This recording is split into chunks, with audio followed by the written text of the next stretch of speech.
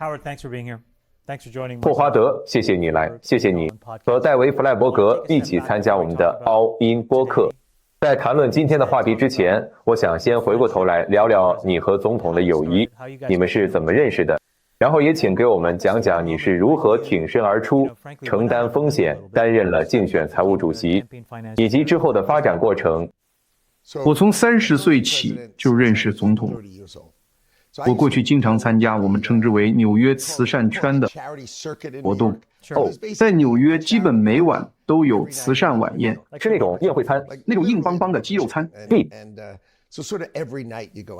差不多多每天晚上都要出去应酬，然后我公司的老板伯尼坎特他去腻了，他不想去腻的，派我陪他太太去，我就做他的男伴，你知道。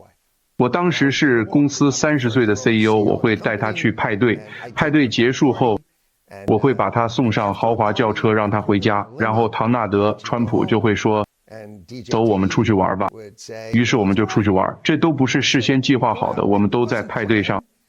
他45岁，我30岁，我们追的是同一波女孩，好吧，基本上结果还挺好的。顺便说一下唐纳德川普这个人，他当时是最有名最有趣的啊，30年前最有趣的人，是33年前最厉害的是他上过59次时代杂志的封面。不会吧？他还凑过来跟我说其中有20次，还不错。我心想这谁能受得了？我的意思是谁能受得了？其他人要是上了时代杂志的负面封面，你可能就崩溃了，对吧？像他烂泥一样，他却不一样。霍华德厉害，高明是他天生就懂得如何应对作为公众人物的处境吗？还是说到底是什么独特之处，让他能在这40多年里如此游刃有余？我觉得这会给他带来能量，其他所有人的能量。他们不明白的是，当人们把负能量带给唐纳德川普时，恰恰是在给他充电。明白吗？你向他打出的能量都会流向他，所以当我带着很强的能量冲向他时，他也会带着很强的能量回应。对吧？他从来不后退，他就是照单全收，就像离心机一样，又甩回给你。他一直都是这样，这并不是什么新鲜事。他就是这样，对吧？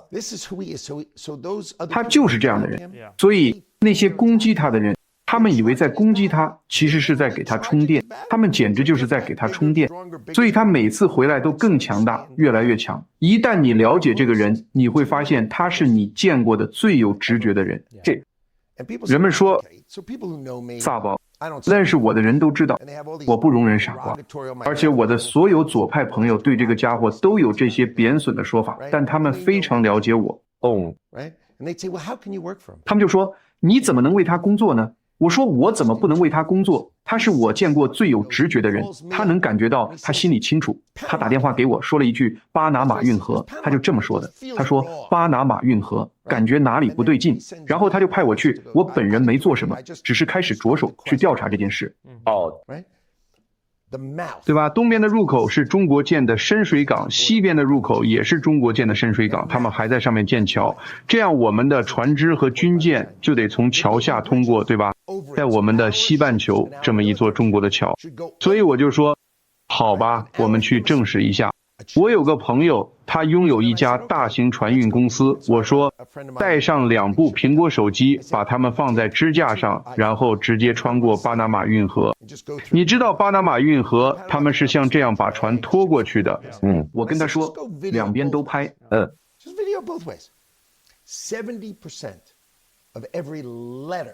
看到的文字70%都是中文。我说的是像集装箱船、侧面、商店这些那些标牌，比如你在路上开车时看到的各种标牌全是中文的，然后我就去做研究，之后打回电话给他，说了我们俩都懂的那句话，方案我有了，意思就是我已经搞定了法律方面的工作，所有的事情都做完了，对吧？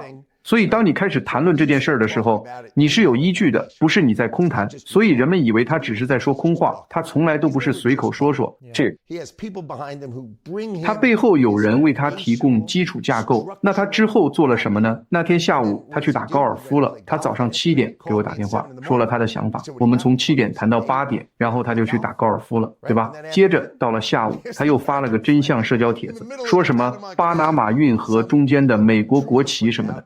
对，这就是有意思的地方。你是在为这位最有直觉力的人工作，他极其聪明，极其深思熟虑，而且非常清楚自己在做什么。对我来说，这很有趣。霍华德，我们稍微回溯一下，你和他交情很深，你们是朋友。斯科特·贝森特跟我们讲过，大约18个月前，他看到拜登任内各项数据后，非常担心赤字和债务失控，就去找总统说：“我能帮上什么忙吗？”这是斯科特·贝森特的说法。但对你而言，除了友谊之外，有没有一个具体的时刻或事件让你觉得等等情况不妙？我们必须做点什么，因为你当时是竞选团队的财务主席。我不是财务主席，我是过渡主席，过渡团队主席，所以我负责过渡工作。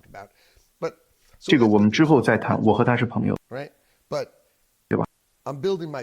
但当时我还年轻，正在创办自己的公司，然后就发生了911事件。我跟川普是朋友，只是朋友关系。但后来911事件发生了，他人很好，很亲切，老给我打电话，他人很好，热情，有爱心，是个好人，对吧？但后来我遭受了重创，那我接下来该怎么办呢？我努力重建公司，照顾那些在911事件中失去亲人的家庭。你知道，我失去了658个员工，那些为我工作的人，而且我们有个原则，我们想和我们喜欢的人一起工作。所以当有职位空缺时，我们不用猎头公司，我们会问公司里的每一个人，有没有人认识能做这份工作的人。是，所以比如有位为我工作的年轻女士说，我最好的朋友是做人力资源的，但他们必须得有能力。一旦他们具备相应的能力，试想一下，我们雇佣了那个人，当然这并非一个其乐融融的大家庭，但大家真的非常在乎这家公司，而我们的公司就在世贸中心最高的5个楼层里。911事件那天，飞机撞上了大楼，办公室里所有人都遇难了。我的弟弟家里，他去世时36岁，我最好的朋友道哥，他去世时39岁。那年夏天我刚满40岁，我办了个派对，请了65对夫妇，是我的40岁生日派对。40岁生日，参加我派对的人中，店27个死了。天哪！他们都是我的朋友。所以我决心要照顾那些遇难朋友的家人，我承诺将公司所有利润的25%捐出来。但公司垮了，我们从一天赚100万美元变成那时我是个有钱人，对吧？有钱人的定义是什么？没有个人债务，没有公司债务，肯恩·菲茨、杰拉德零负债。那么你怎么挺过9/11呢？如果你不欠任何人钱，这样你损失的就只是自己的钱了，是你自己的钱，对。所以我们挺过来了，也照顾了朋友们的家人，然后我们把公司重新建立起来。所以你看，我是名人学徒第1季的特别嘉宾，就是皮尔斯·摩根赢的那一季。他解雇你了吗？补点，我不是参赛者，我可不是参赛选手那个级别的，我当时是特邀嘉宾，我会出场。比如，如果你看拍卖那集，我就站在他旁边，你知道吗？帮他，就像我只是他的朋友，有点像个临时演员。对，一直都是，你知道，时不时会出场。所以你一直维持着友谊，在你重建公司的时候。我们一直都是朋友，是的。但我当时在重建我的公司，我对政治不感兴趣，好吗？我完全不参与政治，因为我当时得埋头苦干，对吧？金融危机期间，候选人的水平就显现出来了。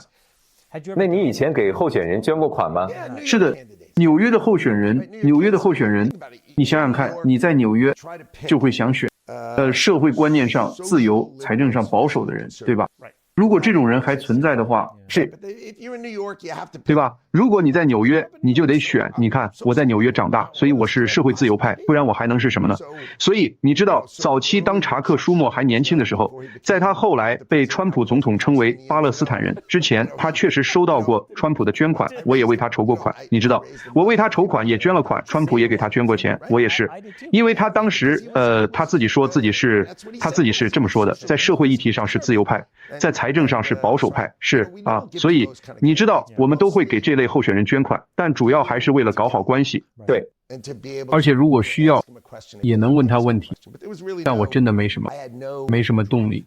对，就像我说的，川普当选的时候退是我过去20年里头一次在华盛顿连着睡了4晚。我以前从没在这儿过夜，以前都是过来转一圈就回家了。我留在这儿干嘛？然后在2023年10月底，川普给我打了电话。他第一个任期已经结束了，你当时没有支持他，也没有参与他的竞选活动吗？不，我当时是这样，我给他捐了钱，也给希拉里捐了钱。你上次给希拉里捐钱了？是的，因为911事件之后，希拉里帮了我大忙。你要知道，他当时是参议员，而纽约当时需要帮助，希拉里非常帮忙，而且当时是我在带团队帮助纽约重建。因为我有人脉，我和很多国会议员都有关系，他们会帮忙办成一些好事，比如比尔·杨，他当时负责众议院拨款委员会，比尔·杨是我的朋友，这涉及到很多方面。我以前常去贝塞斯达海军医院，在里面走动，给那些受伤住院的军人带去音乐。我和我太太会一起去四处看看，然后我会用音乐和那些年轻人互动，我会给他们音乐，问他们想要什么 CD， 那时候还是 CD 流行的年代，我还会给他们带个随身听。我太太会把家属叫到一边，当他们付掉1年的房贷和所有开销，因为大家不明白的是，要是你儿子没了一条腿，对吧？父母肯定立刻飞过来守在病床边。可你想想，他们做什么工作能允许他们放下一切陪着儿子呢？他们的世界因为儿子失去腿而崩塌了，所以他们的精神世界崩塌了，但同时家里的经济状况也撑不下去了，是彻底垮了。所以我太太呢就会算一下大概要多少钱，然后就直接给他们一张支票，而且没有任何表格，什么手续都没有，直接把钱给他们就行了，然后帮助他们。所以我在那里碰到了比尔·杨和他的妻子，他们当时负责国防拨款委员会，去那里完全是出于好心。后来我们成了朋友，有一次他问我有什么我能帮你的吗？我说你看，你是来自佛罗里达州的国会议员，负责国防拨款，而我是来自纽约搞金融的犹太人。如果说有2种人永远不会有交集，那就是我们就像2艘擦肩而过的船，根本搭不上界。所以我对他说，听着，我们只做朋友，好吗？我们之间不会有任何业务往来。后来他负责了众议院拨款委员会，所以当911事件后，纽约需要资金重建时，他们就去找比尔·杨，想让他通过拨款法案。他就说，你们怎么能不带霍华德就来见我？你知道，这可是911事件之后，当时我在纽约这边负责相关事务，希拉里为纽约做了不少实事，干得确实不错。我告诉过川普的 TJT， 我认识他很久了，所以就叫他 DJT。我告诉过他那件事我忘不了，我不是那种会忘恩的人。当然我给川普捐过钱，对吧？但我也捐了。顺便说一句，他现在还老拿这事儿挤兑我。而且你知道最有意思的是什么吗？好朋友就该这样，但关键是你看，如果换了别人可能就退缩了。对吧？跟你说个事儿，他刚当选后，在纽约办了个晚宴，对吧？他邀请我去了纽约的晚宴，因为我是他朋友。然后在他讲话的时候，这是他在纽约的第一次晚宴。他说：“等等，那位希拉里的支持者。”然后指着我，对吧？我就站起来说：“嘿，大家好。”然后坐下了。你知道，他就是在调侃我，好吧？因为我给了川普一大笔钱，他知道我挺他，这没什么。好啦，时间快进到2023年。时间来到2023年，他给我打电话，问我你愿意帮我吗？而我当时并没有考虑过参与政治。不过在2020年他竞选连任时，我给过他钱，大概给了他1000万美元，还帮他筹集了1500万美元。所以你知道，我其实一直都支持他，从2017年到2020年都在帮他筹款。在他当总统期间，我完全是站在他这边的，但我只是他的朋友，并没有在政治上深入参与，明白吗？因为那时我还在重建我自己的生活。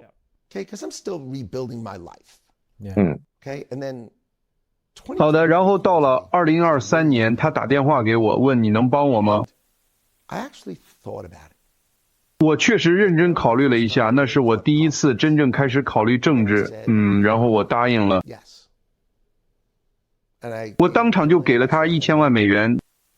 然后我开始跟他交流，开始参与竞选活动，开始做研究，开始钻研学习。我跟他无所不谈，我一直跟他聊各种事情。我开始，你享受其中吗？因为我们的朋友萨克斯，我们昨晚吃饭时还在聊，他看起来很享受，就像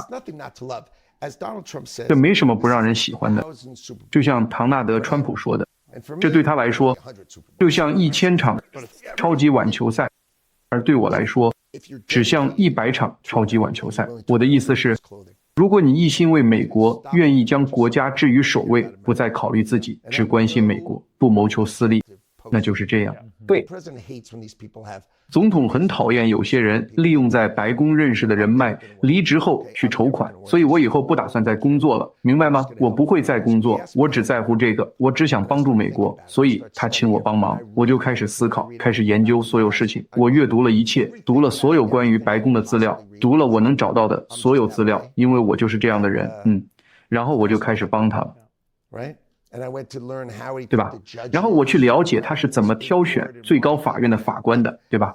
以及他为什么这么做，而且我这个人就是非常注重细节，所以我就开始研究什么是政府过渡，对吧？我开始研究过渡，也开始研究关税，因为他想谈关税，他一直认为贸易逆差是错误的，基本上是在剥削美国，我就开始研究所有相关的东西，所以我和他会讨论这些，我们对这些都了如指掌，然后他选我来负责过渡工作。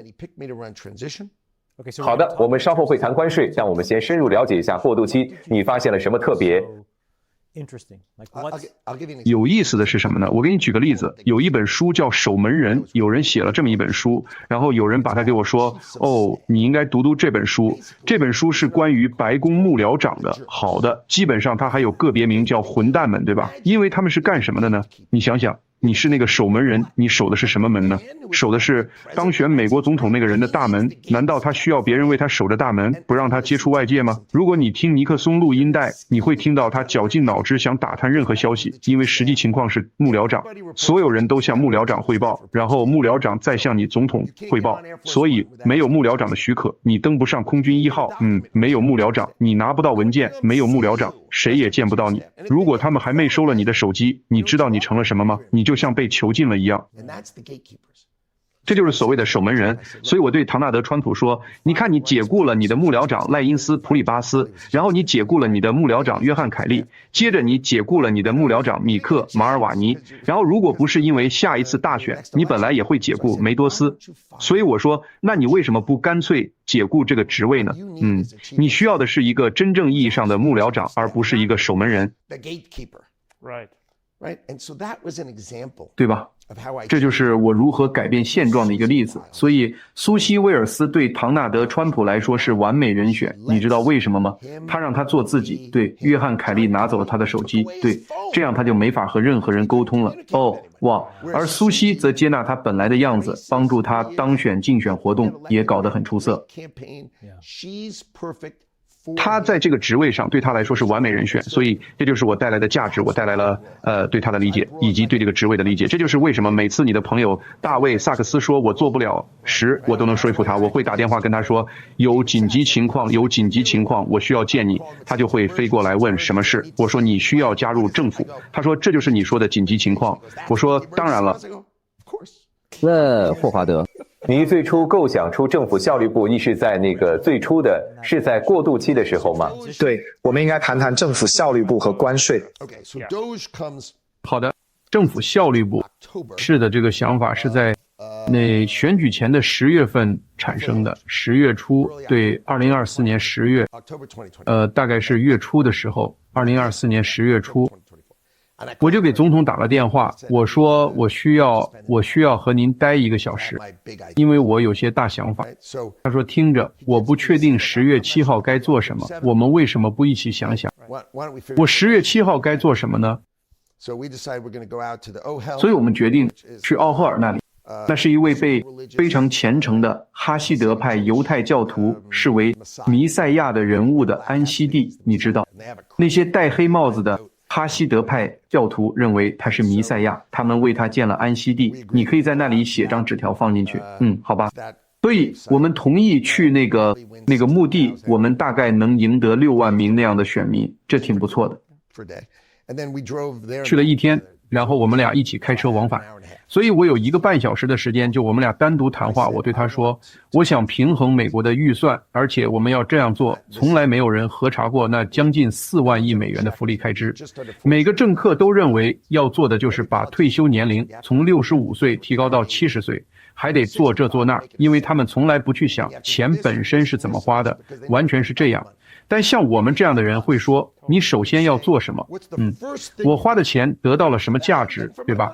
你会发现从来没有人，就是从来，我可以说从来这个词12遍，从来没有人去查过这些钱的去向，完全是这样。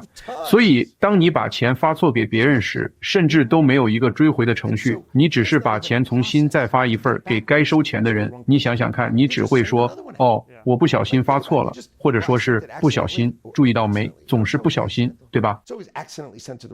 总是不小心寄给了错误的人。真的吗？难道你从来不会说政府雇佣的590万人里可能会有些搞鬼的人吗？不，全都是意外，这简直是胡说八道，肯定有一定比例是这样。但是你会说但是的，你会说但是的，你会说不但是就该从零开始彻底查一遍，搞清楚这些，说不定有25%是有问题的。是啊，我们都会说，如果从来没查过，你怎么知道没有25%的幺蛾子呢？怎么可能没有呢？如果这样，这就是每年1万亿美元，好吧？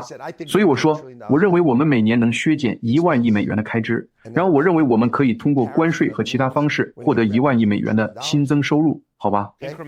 是新增收入吗？新增收入，对，这样我们就能平衡预算了。但是，抱歉，让我问一个问题，那延长减税政策呢？那得基于现状来看，拿昨天和明天的情况对比，就说，哦，这是减税。不是的，这是把今天的情况看作和昨天一模一样，把昨天的状况延续到明天，这有点可笑，明白吗？那蔡，我问你，关于关税，你自己研究过，关税提高后，人们购买减少，物价上涨，我们之后会谈关税的，对，我们先把这个说完，我们先专注于此，我们先把政府效率部说完。所以当时我和他在车里，对吧？我说我们会平衡预算，我又说但我想请你帮个忙，如果我们能帮你平衡预算，你是否同意免除所有年收入低于15万美元人群的所得税，为美国每一个年收入低于15万美元的人？顺便说一下，这大概是85%的美国人。你想为唐纳德·川普效力的原因，就是他看着我说，当然你得明白，美国总统说了，如果你能平衡预算，那没问题。而且他不是在说谎，他不是在开玩笑，他就觉得，这听起来是个很棒的主意，对吧？于是我就告诉他，好的，我要去招募伊隆·马斯克，因为伊隆是全力支持的，是的，对吧？他已经表态说全力支持了，他已经说过他要去宾州了。对吧？所以我就给伊隆打电话，但我并不认识伊隆，我不认识他，但他非常适合这件事，所以我就用了我的超能力，就是给我认识的所有认识他的人打电话，他们帮忙安排了我和他发短信沟通，他同意在10月14号见我，于是我就飞去了德州的布朗斯维尔，他要在10月14号回收火箭，对，所以那时候他邀请我去看火箭回收，没错，他不是邀请我去看火箭回收，他只是邀请我那天下去，说那天方便见我。所以我飞下去，看到了火箭回收，那真是太棒了，超级棒，超级棒。然后我就等着见他。顺便说一句，那对当时的竞选活动来说是非常关键的一天。如果你还记得，拜登当时好像没太关注这件事，川普则相当投入，伊隆是支持川普的。所以当他真的成功回收火箭时，媒体几乎都僵住了，等着看他失败，但他没有失败，成功了，那成了竞选活动中一个令人难以置信的时刻。我当时在等伊隆，好吧，所以我带着儿子飞下去见伊隆，我们看了火箭发射，对吧？然后他们说好的，他要去跟他的工程师们待一会儿，庆祝一下，听起来挺合理的，大概就1个到1个半小时，结果他就没影了，所以我还在等，我就坐在那儿等着。是啊，然后他们带我去了个地方，类似于玛格丽塔维尔那种，你知道吧？就是会给你个篮子，你能点到墨西哥馅饼之类的。是的，就是那种地方，然后你会拿到一杯健怡可乐，装在一个大概这么高的红色塑料杯里，对，我超爱那种杯子，里面装着超大份的健怡可乐，就这么大一个，超爱。不过值得称赞的是，他派了太空探索技术公司 SpaceX 的所有高管来陪我，对，他们都陪着我，但他本人却没消息了。后来才知道他去小睡了一会儿，他为了搞工程熬了一整夜，然后就去睡觉了。所以等他终于醒来的时候，我就一直坐在那儿等着。我其实也不认识他，对，所以我就在那儿无所事事的搓着大拇指。我心想，好吧，这家伙总归会见我的。你吃了几个墨西哥馅饼？我就盼着他能看见我，然后他醒了，说来我家吧，我们在家见。结果他家只有1200平方英尺，里面的家具跟我大学刚毕业时用的一样。对，好的，我可没开玩笑，就1200平方英尺，里面摆着那些家具、塑料椅子。然后我说，我们要平衡预算，需要削减1万亿美元。他立刻说没问题。他说，我认为我们应该裁掉联邦政府80%的人，因为就算政府关门，留下的关键岗位员工也只有45万。对，政府雇员总共有590万人，那怎么可能只有45万人是关键岗位呢？总数可是590万啊！所以他说，就像推特那样，我觉得我们应该裁掉80%。我说我知道怎么砍掉50%，他说我想砍掉80%。我说我知道怎么做到砍掉50%。他问你是支持我还是反对我？我说我知道怎么合法的做到。你有什么方案？我儿子说头半个小时我俩就像2只头狼在互相较劲，然后接着他儿子 X 就进来了，对吧？然后他得送 X 出去，于是他就送 X 出去了。我当时就想，这回是不是开完了？因为我们已经谈了半小时40分钟了。他起身走出去了，也许会议就结束了。他回来坐下，然后说霍华德，这次会议，对吧？他就是这么说的。他说这次会议，然后我们坐下来规划好了方案。我告诉他什么是免费供应商。是的，因为这是我设计的，因为我当时不打算进入政府工作，我当时在做过度交接工作。什么是免费供应商呢？免费供应商，是指美国政府认可的向政府免费提供产品的供应商，不是为了盈利，所以我就不必走完那个成为正式供应商的整个流程，因为你是免费给政府的，而且如果你把它交给宪法第2条规定的部门，也就是总统管辖的部门，那么总统就可以接受，对吧？因为这是赠与。抱歉，这方面有什么例子吗？能不能具体点？比如我写了个软件，我为商务部写了个软件，用来更好的完成某某工作，你只要把它给我，然后我做质量保证就可以接受了。如果你以1美元的价格卖给我，我们就会陷入政府那套繁琐的程序中，对吧？但如果你免费给我，对吧？然后我就设立了，你知道。所以我说，我把它叫做政府效率部室，然后我注册了政府效率部室这个名字。你设置了那个吗？你熟悉狗狗币以及伊隆跟他的渊源吗？当然那是伊隆嘛。那么根据在2战时期的国防生产法，为了召集所有优秀的企业高管，为了帮助美国的制造业，他们把一切都以爵士歌手的名字命名，或者以委员会成员的名字命名，这会让他们感到快乐和微笑，对，对吧？所以我选了政府效率部这个名字，就是想让他开怀一笑。他当时的反应是你可拉倒吧，就是我说我们要把它命名为政府效率部 DOGE， 这名字不是我想的，是6月份网上就有的，对吧？但我真的把它注册了，对吧？就注册成政府效率部，让它成为一个真实的实体，作为免费服务提供方。我还说我自己就是这么做的，这样我就可以运营我的康托菲茨杰拉德公司，你也可以运营你的太空探索技术公司 SpaceX， 对吧？你呢，你不需要签利益冲突表格之类的东西，因为你不是为政府工作，你只是在给政府提供帮助，你确实是在贡献自己，你别无所求，不拿钱，不占有任何东西，也不担任任何职务，你不是在墙的那一边，你是在这一边。你在体制外，对，是吧？对，所以我们聊得很开心，我们谈了2个小时。之后，我在我的推特上发了一张我和伊隆在外面拍的照片，并写道：欢迎来到政府效率部，我们要彻底清除我们6.5万亿美元政府预算中的浪费，并实现预算平衡。我们必须选举唐纳德·川普当总统。